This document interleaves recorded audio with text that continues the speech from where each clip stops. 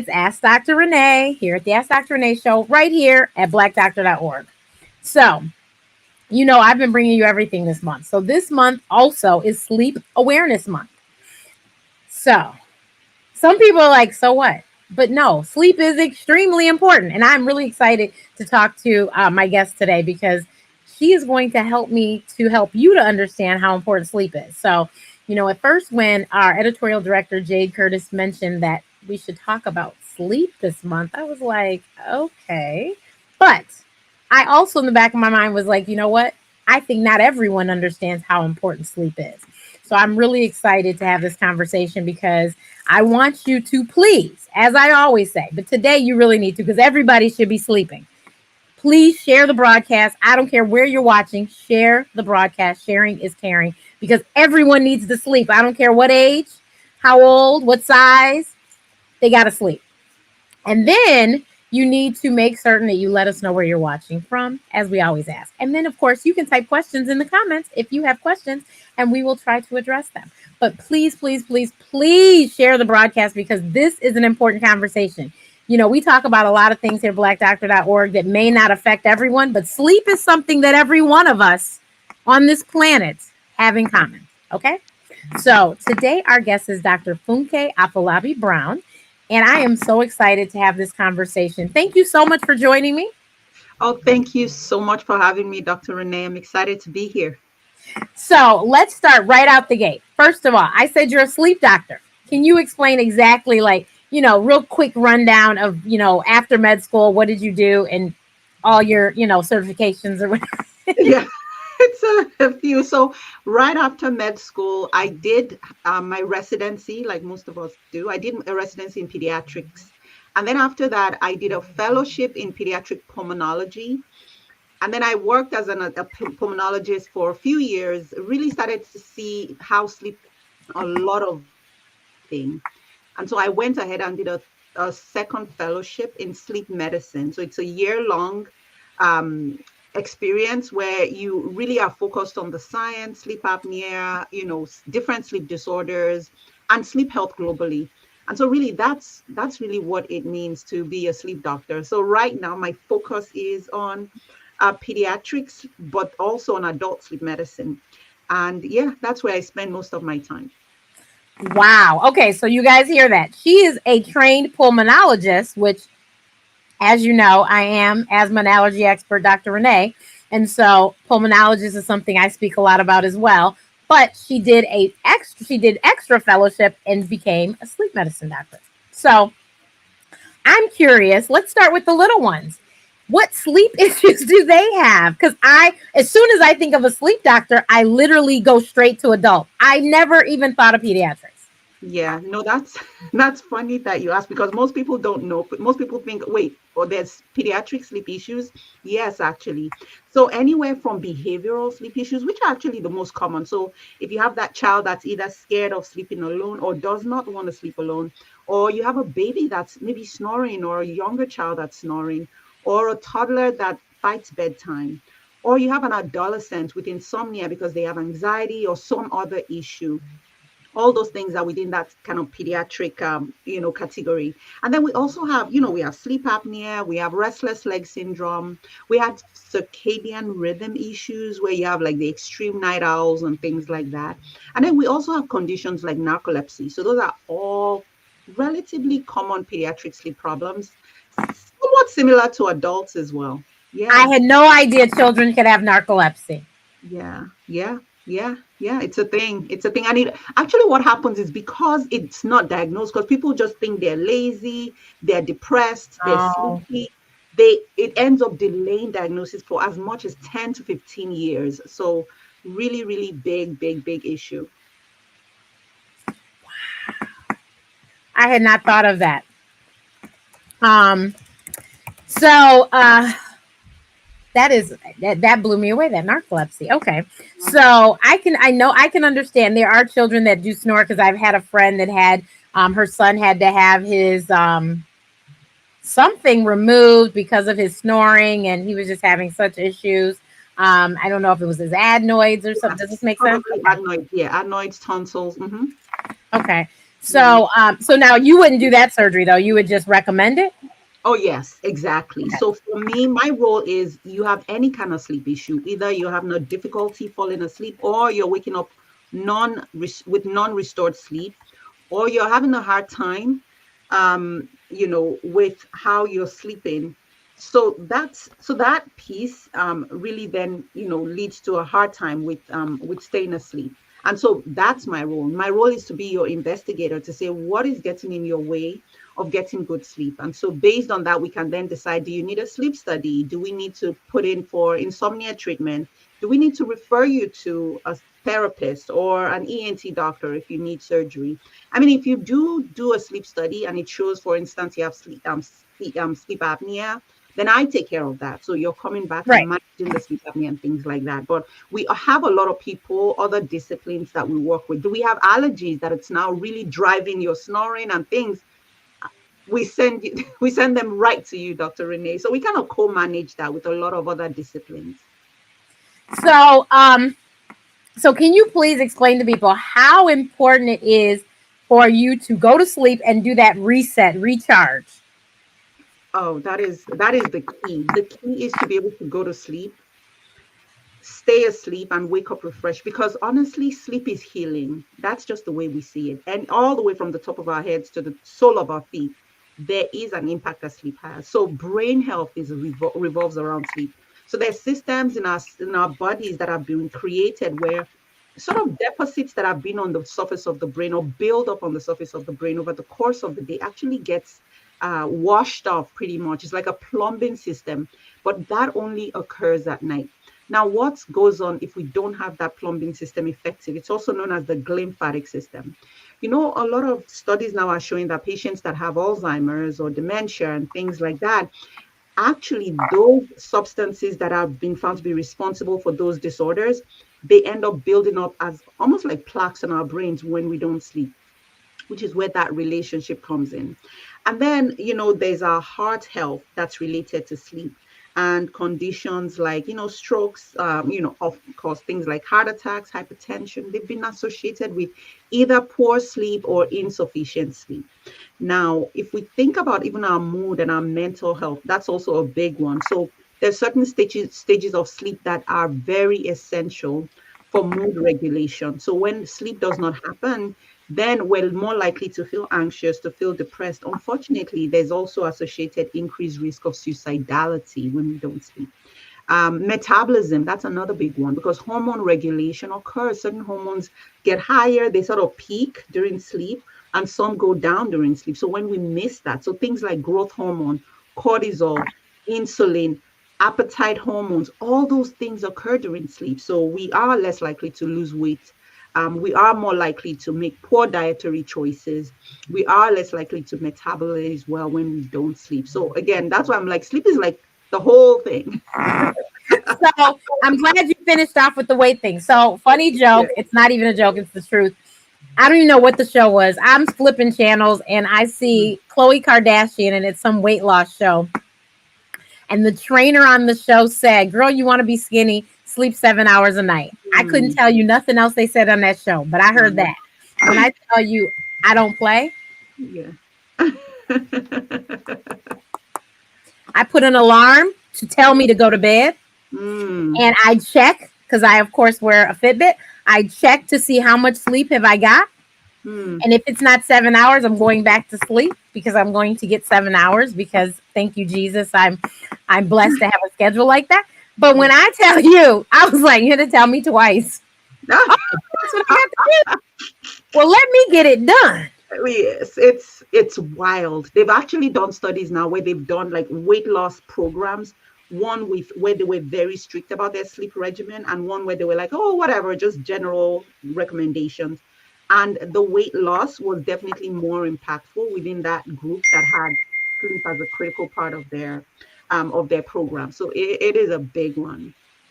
Yeah, it's just it is, it's crazy. I will say in the pandemic a whole lot happened. My dad got sick and we were stuck in the house and I couldn't be with my parents. Then I was, and just craziness.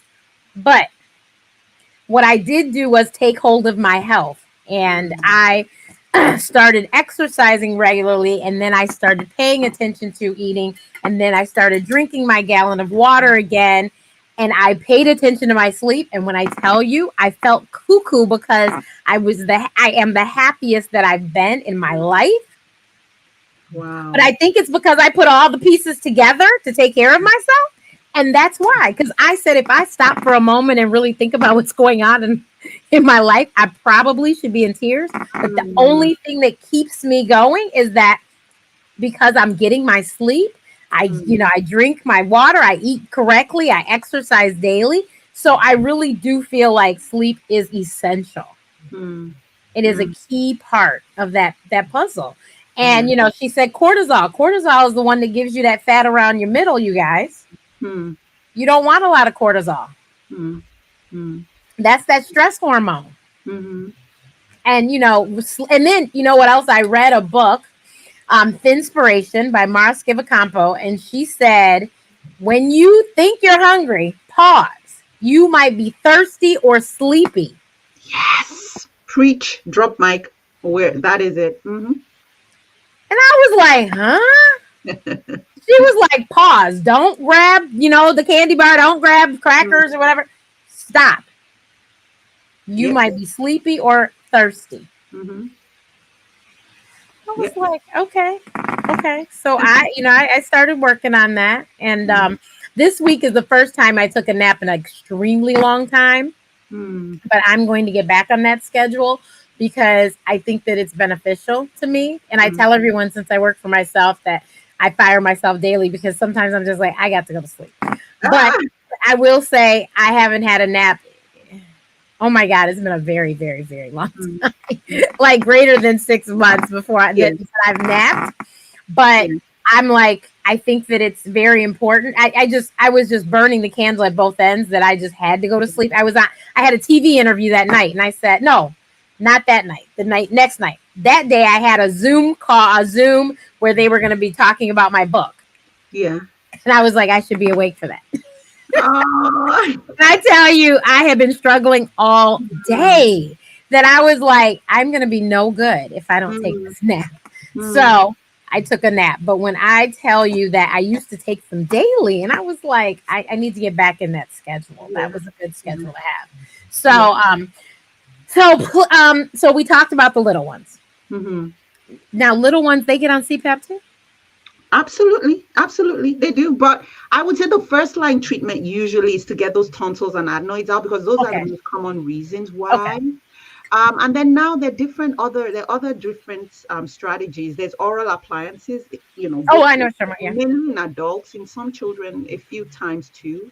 But CPAP is an option. I mean, it takes a while to get them used to it and Right. wearing Well, with I it. mean, look, let's be honest. It takes some adults a long time to get used to it too. And Does. unfortunately, I know some adults that still haven't gotten used to it, and Yeah, they were probably diagnosed over 10 years ago. yeah. And I'm like, you guys. Yeah, yeah. And I'm going to It's make, hard. yeah. It's hard. It's uncomfortable. And I think the good thing is there are now options. So Right. all They yeah, have the little pillows, they got the full mask, they got all sorts of things. But my question to you is, because I have a thought on the adults, but the children, mm, how can they get out of wearing the CPAP for the rest of their lives? Because God, if I had to have started that at like 10, Jesus yeah, Christ. yeah. So I think it all depends on the reason. Okay. So we go back to, and that's why really where working with someone who has some expertise in sleep is important because you don't want someone to just say, well, you're going to be on CPAP. You might need CPAP for like years and years and years. But it all depends on the reason. So if it's an anatomical issue, like for children, like you said, where maybe they have maybe a smaller jaw, maybe they have some syndrome, right? Like children with trisomy Right. 21 or things. So those issues tend to linger. So they're low tone. The main reason why they have sleep apnea is usually maybe related to their low tone or they have a slightly larger tongue or things like that. So those things are most of those things are not necessarily completely fixable. So in Right. that case, they may need to be on CPAP for much longer. But if you have a child, for instance, I'm thinking of maybe an adolescent or like a teenager who maybe is overweight, like really overweight. And so sometimes using that CPAP becomes a bridge. Maybe if they lose sufficient weight, that might decrease their need for CPAP. That might move them from maybe a moderate sleep apnea to mild, or from mild sleep apnea to no sleep apnea, right? Now we have to know that there's individual variability with that, right? Because, and that's the same for adults. Like, where I'm not saying lose weight and you will never need CPAP again. I'm saying I don't want to promise that at all. No. There are many reasons to lose weight, but I might say lose weight and maybe we don't need very high pressures on your CPAP. Maybe we can move from needing CPAP to needing a different modality of treatment. So I think it ends up being the reason, the why, right? Gotcha. Based on that, we can decide. Yeah. And so that was my thought with the adults. I was like, I asked somebody, I said, did you ask your doctor, what do you have to do so you don't have to wear this? Because when I tell you the impressions in some people's faces lasting for like 2-3 hours, call me vain. But this is why I'm not wearing CPAP. Okay. So I will do what is necessary medically and health wise so that I don't have to wear it. So I was like, did you ask? And they said that the doctor told them that most of their patients lost 30 pounds and then they didn't need it. I said, it didn't occur to you that you might want to go hit the gym or something? Because I mean, look, I'm looking out for you like, you really want to wear this thing every night? Yeah, I know. And so that's what I was thinking. And you know, a lot of the people don't understand. It's the CPAP is because, you know, you roll back and you have all this extra fat around your neck. Yeah. That's what's causing you issues with breathing. And, you know, and people think, oh, you know, Johnny snores. And you need to make sure that there is a difference between snoring and sleep apnea, correct? Yep, absolutely. And so you need to make, and I personally, because I know people that have sleep apnea, I know what it sounds like. They literally stop breathing. Yeah. It is the scariest thing because it is like they were so loud snoring and then it's just silent. And then it starts back again. And it's a weird thing. Yeah. But if you don't sleep with somebody, then you probably don't know that you have this problem because nobody could have heard you and said, hey, you know. And I know Busta Rhymes was on, I want to say it's Tamron Hall, and he talked about how he had gained so much weight and his children were with him somewhere on the road or something. And they said, Dad, you were not breathing in your sleep. And he's like, what are you talking about? They were like, no, something was wrong. And that is what got him to where he is now. And he lost the weight because he wants to be here for his kids. And he was, you know, he scared them because they were like, that scared us. We heard it. It was, you know, or didn't hear you breathing, you know? Yeah. So, yeah. So that sleep is, you know, it's very serious, you know, because it's one thing just to snore, but it's a whole nother thing when you stop breathing. And if you think about it, please, everyone, put it together. Stop breathing means that your oxygen is not getting to the parts of your body that need it. Your brain, your heart. Yeah. And that can have effects on you when you wake up in the daytime. Yeah. I would say, I would actually even add more, say, like, if you have loud snoring, even if nobody has heard you stop breathing, like you don't know, right? So if you've been told you snore and if you sleep alone, you can record yourself. Just turn your record on. If you're wondering, especially if you feel like you wake up and you're still tired, maybe you wake up with a dry mouth or you have a headache and nobody's around to say, yes, you snore, please record yourself. You might not even have like big dramatic pauses, but just with the loud snoring, I usually would say just get a sleep study. It's so easily accessible now. There are treatment options. You don't have to be on CPAP. There's so many other avenues for treating that. And the fact that you could literally be saving your life by getting tested. I think it's worth it. Yeah, because you can't go a long time. Like, you know, you can't go years. Yeah. With severe sleep apnea and think that you're going to live years as well. Yeah. The two don't add up. You have to, you know, that brain tissue is serious. It's serious matter and it's, you know, it's very, very fragile and it needs everything that it's supposed to have. Yeah. So, you know, that time that you're trying to sleep and you depriving your brain of oxygen is not a good thing. I have to ask you because I haven't been able to ask anybody, but you're the one to ask. What's up with that commercial where they say the CPAP that they don't have to wear on their face? I think it's called Inspire or something. Oh, yeah. So that's another treatment now. So it's called. So it's not something that you would be against.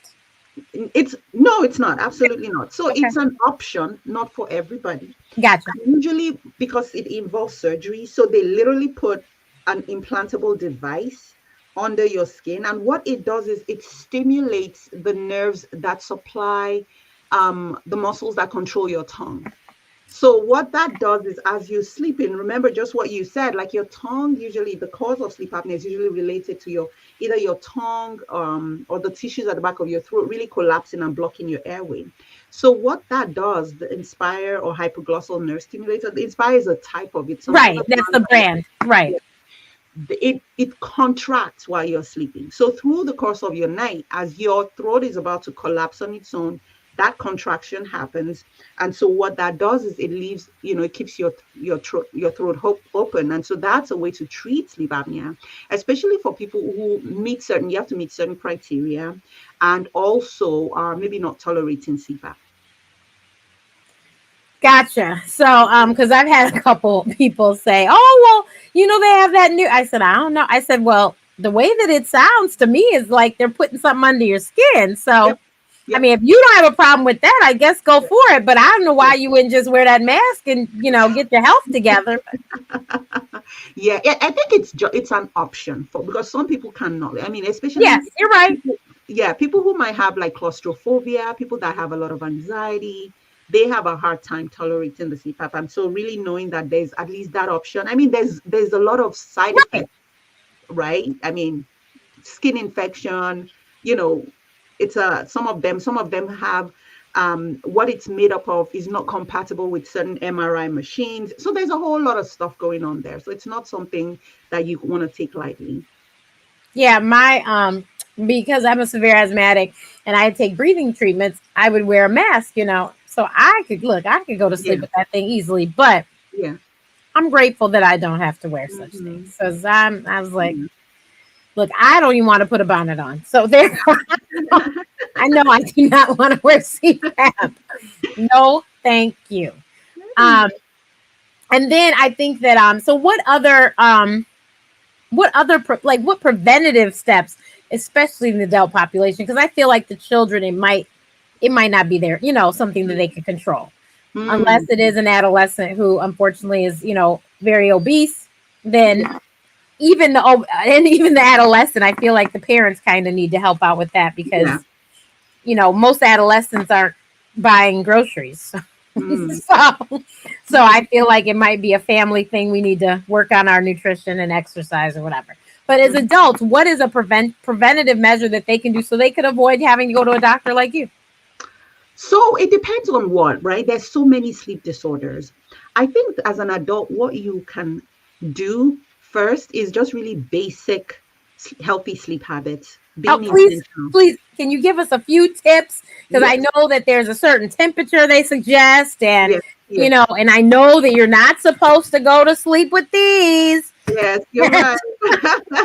So I think the first place to start is consistency, because we all have our internal clocks or circadian rhythms, which helps us to know when we're supposed to be awake, when we're supposed to be sleeping, and helps align that circadian rhythm or internal clock really controls a lot of other systems in our body. And so to prevent feeling like you have jet lag, right? You want to be consistent with your bedtime, consistent with your wake up time as much as possible. And then you also want to aim to get about 7 to 9 hours of sleep every night, especially as an adult, as much as possible. Of course, there'll be fluctuations, life happens, but really you want that to be the norm rather than the exception. And then the next thing I would say is having a routine. So we're all so busy. This world, everybody's hustling, grinding nonstop. And so you get into bed and your mind is racing, or you have a hard time settling down. And that might be because you don't have a routine. So find ways to kind of decrease that stress level. Do some breathing, some prayer, some yoga, take a bath, have a soak in the bathtub for a bit. Really having a routine is so important. And then the environment is what you were talking about. So you want to make sure your bedroom is cool. Think of it like a cool, dark cave. So cool because your core body temperature drops and that helps promote quality sleep. Um, Dark because your brain produces melatonin in response to darkness. So if your room is brightly lit, your brain is going to think, oh, it's still daytime. And melatonin is the sleep hormone that helps you sleep. So you want your room to be dark. And then you want to pay attention to noise, right? Is there noise in the neighborhood? Do you have a spouse that's snoring that refuses to see a doctor? In that case, Grandparents slept in separate bedrooms because of that. yes, it's very common. In that case, you may need to get earplugs or a white noise machine, something to mask out that noise. And then the technology, right, you alluded to, because what that does, again, it gives off this light that helps, that tricks our brain to think it's daytime. And then the content we're consuming also is very activating. So it's going to do the opposite of helping us to wind down to sleep. And then finally, I usually will recommend like being intentional about what you eat. So caffeine is a stimulant. So if you drink coffee or iced tea or soda, Do it early in the day. Yep, you want to do it early in the day, probably latest by 1 p.m. Because that stays in your system. Alcohol is another one, right? A lot of folks have nightcaps. And so alcohol is a sedative. So it'll help you to fall asleep, but it gets broken down in your system so fast that then it kind of disrupts your sleep over time. Oh, wow. You also want to try to avoid. And then if you have sleep apnea, you should definitely not be drinking alcohol to sleep, because that can make your muscles really much more relaxed. Oh, and no. can actually worsen your sleep apnea. Okay. Well, I mean, I think those were all great suggestions. I think I do all of them except for I do sleep with my phone in the bed, but I don't have a problem going to sleep. I tell everybody 2 cleansing breaths and I am gone. Like, you can't talk to me. I am knocked out. You can go to sleep that fast? I said, that fast. Wow. That's really something. And I think that's the thing about all this sleep tips and sleep hygiene. It's really about, if you don't need to do any of them. If you go to sleep, you stay asleep, you wake up refreshed, you're not sleepy during the day. You can do whatever works for you, right? Because sleep is not necessarily something that you should be worrying about. But if you're someone who's like, oh, I wake up and I feel crappy, or I have a hard time sleeping, I would say at least make sure you follow those tips. And then you can see maybe after 2 weeks or 3 weeks, you're still struggling. Then that's a sign that, okay, yes, I probably should speak to someone and see what's going on. Yeah. So definitely, please get your sleep. And you know that I'll sleep when I'm dead. Bad saying. It's just not a good saying. Yeah. We just need to work in the hours we're supposed to work, and then we're supposed to sleep in those hours we're supposed to sleep. So just get your sleep in. And oh my God, children for growth, they've got to get sleep. So you cannot let children just stay up as long as they want to, because really they need to sleep in order to grow. So you got to get them down. They've got to get their sleep. I mean, sleep is extremely important in children as well. But yeah, sleep's just important for all of us. So, and hopefully you guys won't have to visit Dr. Brown, but please tell us your website, because I want to make sure we put that on the screen for everyone. So if they have questions, they can talk to you. Go ahead. Absolutely. So it's RestfulSleepMD.com. So that's www.RestfulSleepMD.com. Okay, everyone. RestfulSleepMD.com. That's her, Dr. Brown. If you have any questions, please don't hesitate. I'm sure there is a very small number of Black sleep doctors in the country. Yeah, I think. So here at Black Doctor, we have, we've read all the studies and all the papers that say that you are going to get your best treatment if you're treated by someone that looks like you. But unfortunately, there's not a large number in a lot of the specialties. So do you do telehealth? Yeah, I do. I do both coaching and telemedicine. Oh, see? Yeah. Okay, so you guys visit her wherever you are. It doesn't matter. Go to her website, because she might be able to help you out. And maybe she can refer you, if she needs to, she can refer you to somebody local to you. But please, everyone, get your sleep, okay?